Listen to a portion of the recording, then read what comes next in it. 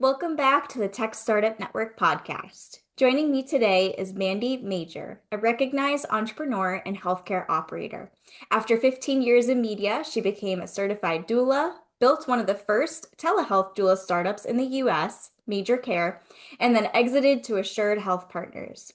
In addition to a master's degree from Columbia University, Mandy is a trained Scrum Master and holds a Lean Six Sigma Green Belt from Purdue University, expertise that fuels her work in scaling companies through strategic growth, operational development, and process improvement. She recently launched the Startup Doula to help founders build sustainable companies without burning out through one-to-one consulting and workshops. Mandy, welcome to the show. Thank you so much for having me, Ashley. Yeah, it's my pleasure. I'm very excited to have you here. After we first chatted, I was like, I have to get her on the show because you have so much experience and advice that I know you'll be able to give to our listeners. And so, Oh, thank you. yeah, of course. And so, with that being said, I'd love to have you start off by sharing more about who you are and what you do. Sure, sure. Well, thrilled to be here. Thank you again. So my story, I didn't always envision myself as an entrepreneur. I grew up tinkering and always having ideas, but I was really set on becoming an editor and not an entrepreneur. And I did that. I was in media for many years as an editor and digital director. And thought that would be my life. And then I had my daughter, and a personal experience became a professional mission. Mhm. Having her really, while incredibly joyous, opened my eyes to how deeply we fail women at a very critical juncture within the healthcare system. And this is about 10 years ago. Some things have changed, not enough has changed. Um, and that experience just really it stayed with me. It wasn't something that I felt like I processed and then was ready to do something else. It was very much like I couldn't believe just the lack of support and care for women after birth. Um, all the resources funnel to the infant, and it doesn't have to be an either or. It can be a both and it is Mhm. not. And so as I was going through that journey within my first year postpartum, I just kept meeting new moms in my neighborhood. I was living in Brooklyn at the time. Um, Privileged, well-resourced, well-educated, and my story was everywhere. I kept meeting people with unanswered questions, invalidated experiences, and we were all like just looking at each other like, do you have the answer? Did you experience this? Is this normal? And so I just stayed with me, and I knew that I wanted it to change. I was deeply angry that yet again there was something where women were underserved, and our experiences didn't matter really. And so as I got my head above water, I I realized like what a doula was. I didn't actually know at that time, which I feel a little silly even 10 years ago living in Brooklyn that I wasn't fully acquainted with doulas, but 10 years ago was very different than it is today, where thankfully where doulas are more mainstreamed. But becoming a doula, and in particular a postpartum doula, felt like something that was very exciting, where I could support women. I didn't have to be like go back to school and move into the medical profession, and I didn't want to do that either. I wanted to be outside of the system but work with the system. And so I became a certified postpartum doula and worked in my community, and we left the city, moved to Connecticut. And I kept seeing, for me, it was the numbers kept getting worse in terms of our maternal mortality crisis, but also so much else. Like there's so much beyond just like how the death rate is, which is a really, I think, draconian place to set your bar. Um, especially like depending on race and geography, all of those substandard outcomes become dangerous and deadly. And that whole span of what is a frustrating experience all the way to preventable mortality. And doulas worth every penny, but expensive, out of pocket. Also depends on where you live and your access to them. And so I had been in digital media for long enough to like kind of be a little dangerous to myself, feeling like, oh you know, I could see this like technology platform that allowed for telehealth doula care and then asynchronous education. And I wanted to build that. And so I ended up doing it, bootstrapping and launching late 2019. I launched Major Care and then formally launched it in January 2020 when people thought it was a very bizarre idea to do this. Very strange at the time. People were kind of like, well, yeah, love the mission, but good luck with that. And then the pandemic changed everything. That adoption, changed overnight out of necessity. However unfortunate the circumstance, it normalized it. Yeah. And so over the course of the next few years, we had started out direct to consumer, pivoted, or not pivoted at that time, but kind of grew into B2B with employers, and then pivoted into B2B2C, which is where I had always wanted to be. With health, working within the healthcare system to address those gaps of access and equity. My vision was always, I want healthcare payers to pay for this. I want this to be a standardized part of the pregnancy process and postpartum process to ensure that everybody has, or as many people as possible have doulas through pregnancy and then into postpartum. And so over those years, what happened was doulas went from not really being recognized to Medicaid starting to reimburse for doulas poorly, very poorly. But then over the years, we started to see more growth. They revised their pay structures, and that helped pave the way for some commercial traction. And that was for us the really big moment where we were finally able to crack the code and work with a commercial payer and dream together in terms of what are the CPT codes we're using, what's the course of care, how will care be delivered, and then mapping out the ROI we needed to prove for this to really scale as a solution. And so, we achieved that. And then in 2024, we're acquired by Assured. That's amazing. And there are so Thank many you. things about your story that inspire me and impress me so much. And I think Oh, one of the top ones is that you bootstrapped it, which I yeah, think is something that is a big undertaking for any founder. And so I'd love to hear more about that because I know we do have a good amount of people in our network who are bootstrapping their first startup. And so I would love to hear what yeah. you learned about the process and any advice you could give on that. Yeah, it's not for the faint of heart. I think and so I applaud anybody doing that. And ultimately, I think in this environment we tend to associate like bigger raises with more success, but that's not the case. Like if you can, the longer you can bootstrap, the better. And I think a lot of people will tell you that. Um, and I was a bootstrapper by choice, but then also like I have a story to tell there where I did raise money and it all fell apart.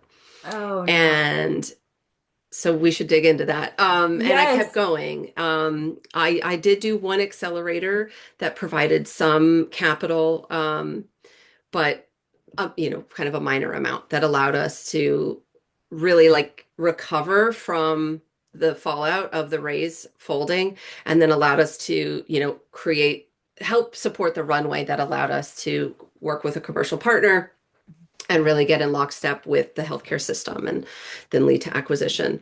Um, so I can tell that story if you want. Yes, go for it. Yeah, yeah. So this is back in 2022. I spent the better part of 8 months raising a $2+ million round. And at that time, I think pre-seed and seed are getting very fuzzy these days. It was considered a small seed. Um, and, there's a lot of work, like being a solo founder and a non-technical founder at the time before AI. In those few short years, like, look how much has changed. So it was really a bet on it was a hard one raise in the sense of like solo founder, non-technical, doing something that people were still like, doula, what? Okay, Hmm. we know the healthcare system's broken. We know maternal care is suffering. And so I had some real champions, and the raise was really anchored in we were going to have a seven-figure pilot with a very prominent healthcare payer. Um, doing amazing work to bring remote care to places that did not have any kind of care, the type of maternal desert we talk about that, you're driving an hour and a half to get to a provider and trying to bridge some gaps. And so we spent the better part of almost 6+ months working on this pilot, and everything was coming together at the same time. And I actually had we passed investment committee. We had a wire date for the money. I had folks lined up to come on board. Even the payer had been interviewed by the VCs as part of this. So it was all like part and parcel. Um, and on the same day I got the wiring date, I got a form email from the payer saying, we've had a leadership change. They want to press pause on absolutely all programs, and yours is affected by that. So Oh, thanks for your time. And we had weekly, by really 2 meetings a week for months on end to stand up this program. And it was gone between 11 a.m. and 5 p.m. on a Friday, that same Friday. That was pretty much it. And it took a few days to have the conversations with the VCs who felt like it was material enough that they wanted to back out. And it was like the hour that they could. It was like that one little moment where they still could. And so as a founder, you have, I mean, it's like if people, if folks eventually listening to this will probably say like, yeah, never overinvest in one vendor.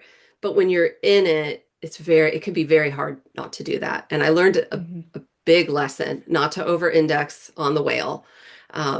But it was very exciting, and it felt like everything had moved us to that point, and that was going to be our make moment, not our break moment. mhm. And so I had to recover very quickly. I was presenting at a maternal health conference the next week.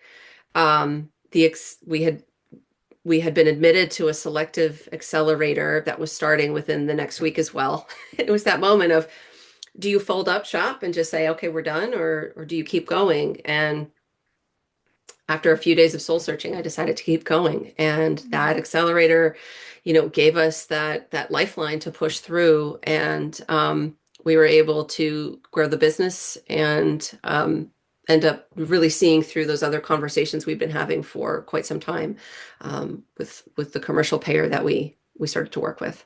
Yeah. Oh my goodness. And I Yeah. give you so much credit for so many things, and especially being able to keep going, like keep putting your next foot forward when something completely out of your control that you never would have seen coming just threw you off course. And so Yeah. to pick yourself up and keep going, and especially like you said, having a conference that next week, like I Yeah. think resilience is incredible.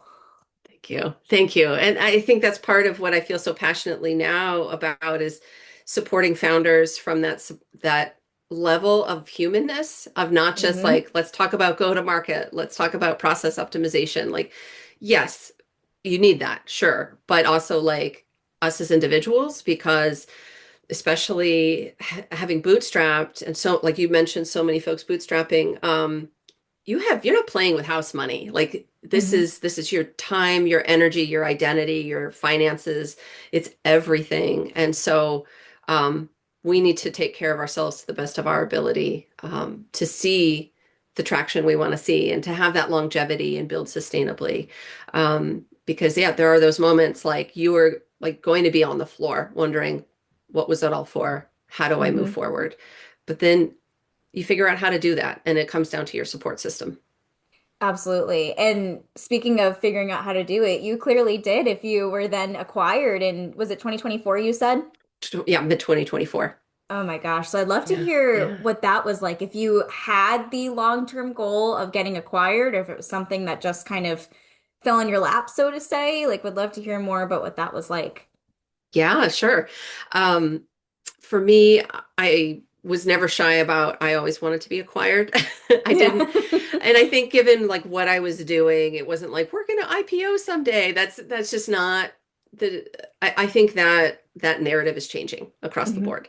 Um, and so I had always wanted to move towards acquisition, especially being a solo founder, knowing like I wanted to build the business to a point where we could prove results, that we could prove this is viable in the market, this is necessary in the market, and then be able to be absorbed.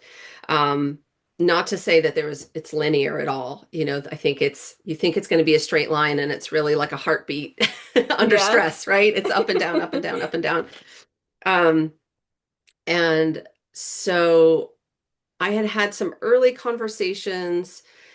It's not to be crude about it, but it's like dating.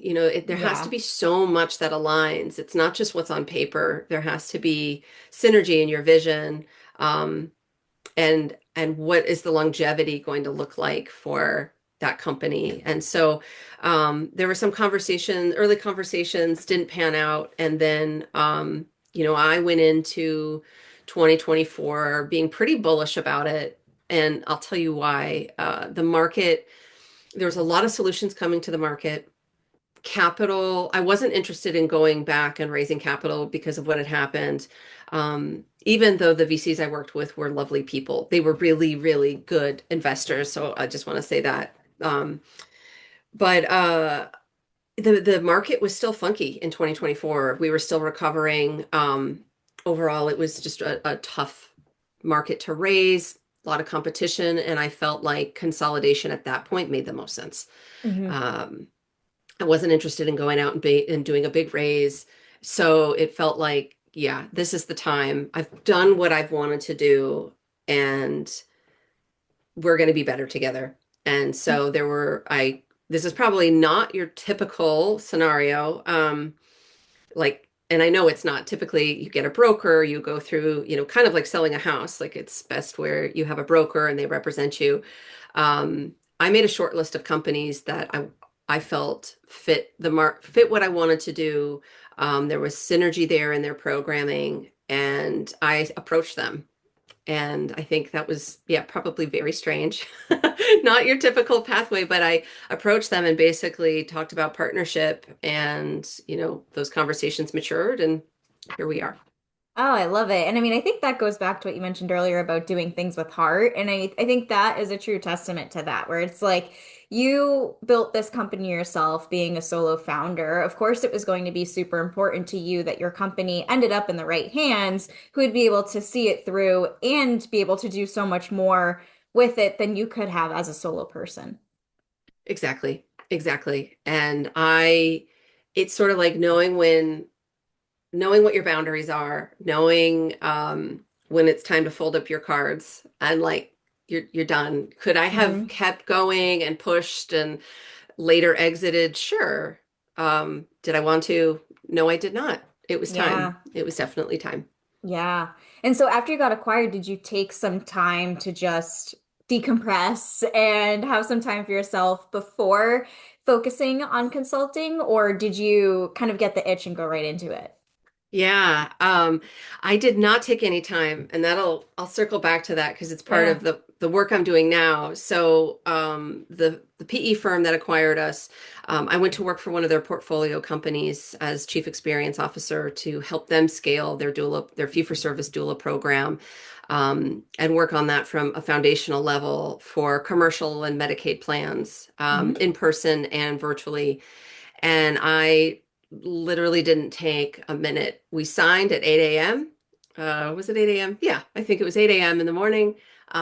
By 9, I was reporting for duty and in the mix. And I Yeah. had been having conversations for weeks prior to meet the team and get acclimated and share assets. M&A is its own beast, like not only the paperwork, but then also the transition of unwinding your company and having it being absorbed. So, and your team. So there was a lot there. Um, and I worked for them for just over a year and then left and started the Startup Doula in October of 2025. Um, that sounds like such a long time ago now. It's not, but it sounds like a long time ago. Um, and not taking a break is something that in hindsight I see like I would not recommend that. Um, Mm. it's what I wanted. I felt ready for it. But again, sometimes that type A tenaciousness that's so great as a founder can work against us. And I didn't realize that over the course of doing all of that building and then through the acquisition and working just as hard um, for that company, I was completely burned out. Hmm. And so that again, coming to the Startup Doula is where I talk about longevity and sustainability and like how to create support systems like we do for early parenthood Hmm. for founders, because I only teach what I need to learn myself. And I'm really Yeah. honest about that. Yeah. I think that's a really good point that you bring up and a good reminder that it's like it's important to preserve yourself. And as cliche as it sounds, like you can't pour from an empty cup. Like you are going to run out and there's only so much you can give. Exactly. And I think especially as a woman, as a female founder, there's just so much to prove. And, Hmm. I'm the first one to talk about how detrimental the superhero mom female figure is because it's just like labor. It's just labor on us. And I was a full-time, very, very hands-on invested parent through all of this as well. So it's like, Hmm. which has been such a joy. It's like the motivation for me to do everything I do. Um, and at the same time, like you're burning the candle at both ends. Eventually, you're going to run out of candle. So, Yeah. I didn't think I was trying to be a hero. I didn't think I was trying to over index, but ultimately I did. Hmm. And so it's learning from that of like how to do a marathon in a more sustainable way. Yes, definitely. And to your point too, I mean, being type A can make it so challenging, and especially when you're genuinely so excited about your idea and what you're building, which Hmm. I'm sure every founder can relate to. It's like it's hard to take a step back when you love it so much, but know that you need to have that Exactly. time for yourself. Exactly. And in startup life, every day is like a week and every week is like a month. Hmm. In terms of how hard you work, how important the time is, all of the effort it takes to get that traction and reach. And so you feel like you cannot miss a moment of it. You Hmm. cannot take that time off. You can't, it's very, very hard to set boundaries. Yeah. Um, and I think both logistically and emotionally, it just feels very hard to do. And we're ready to glorify it, right? That's like Hmm. 996 culture's back, Yep. which I completely disagree with. And there's just so much that's like ready to glorify this very always on, always be selling and love the pain of it. And whew, I do not appreciate that. Amen. And so, with that being said, for any founder who's listening to this episode who finds themselves kind of at that tipping point of reaching burnout, what advice would you have for them for kind of being able to take steps to start to reverse that? Yeah, yeah. Um, I think it's a lot like what we talk about in the fourth trimester as new parents as doulas, Hmm. where in that case you have this tiny human who's a 24-hour clock on a 24-hour clock. Their needs need to come first, and it's like whatever it takes. Hmm. And we talk about our startups, like are your company's your baby. It's going to come first. You need to do this. But you also need to be aware of those burnout signals and similar to new parents, right? Because sleep deprivation will actually cause real harm Hmm. to yourself and possibly others if you can't be present and you have like motor function loss and things like that.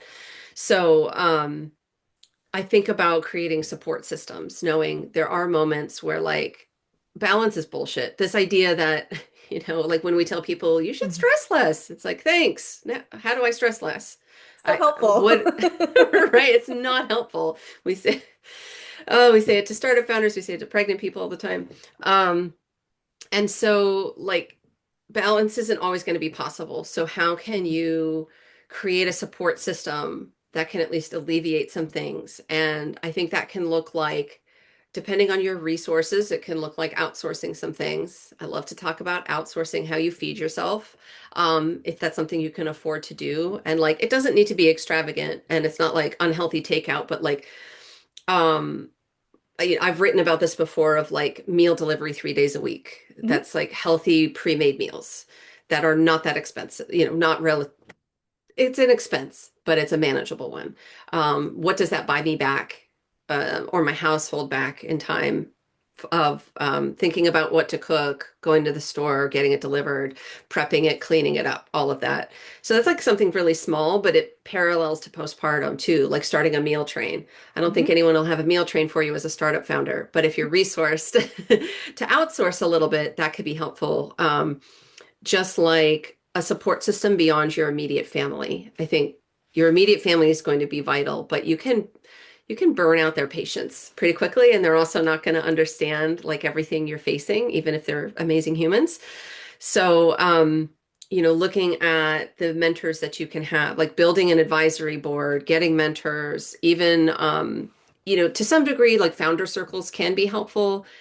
Again, I tend to find with founder to founder, you're still selling. Like it's very hard for founders to be vulnerable, Hmm. but finding people who understand the business you're in, who can listen and be supportive, and who care about you as a person in addition to your company.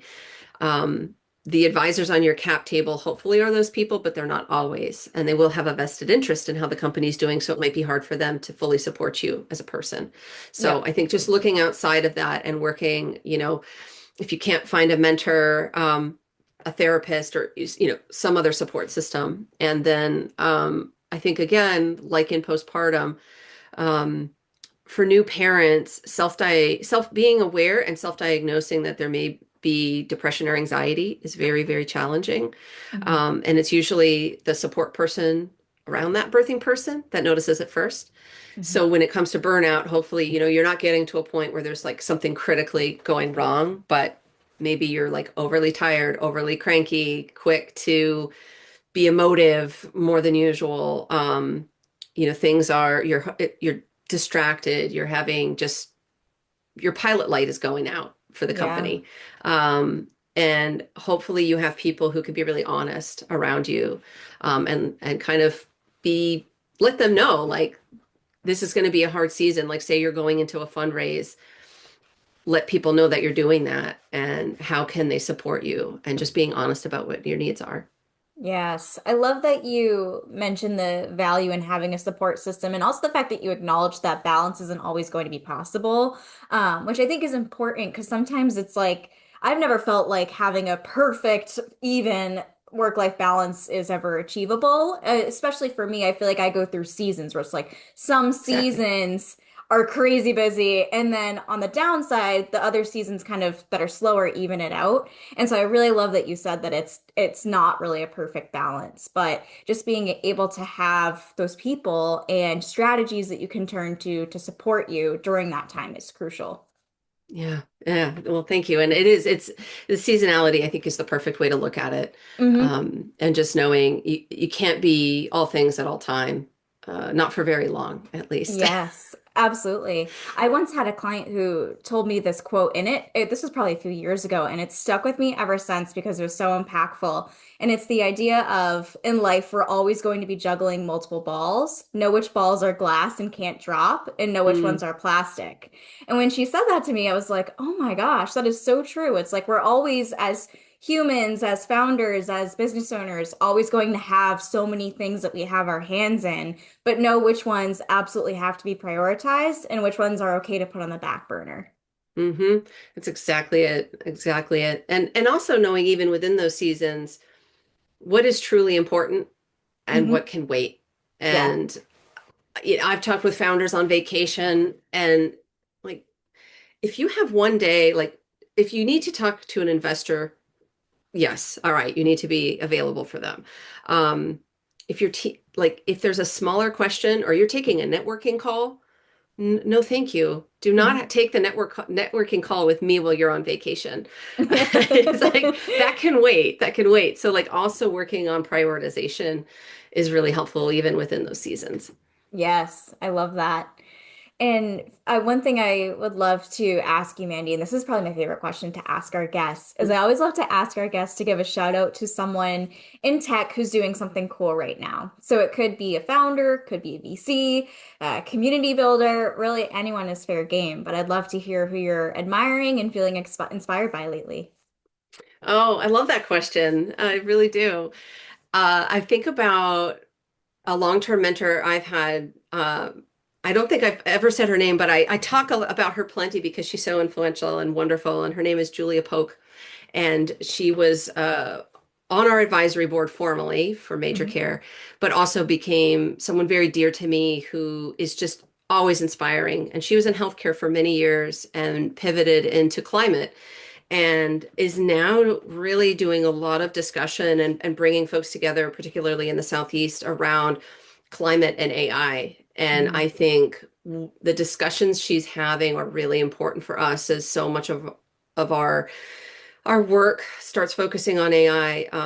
That's not a cloud. That comes from real resources. And where are those data centers? What is the effect? Who's paying for them? So she's doing most of that on LinkedIn and through her company Climate Wiser, and I would definitely check that out.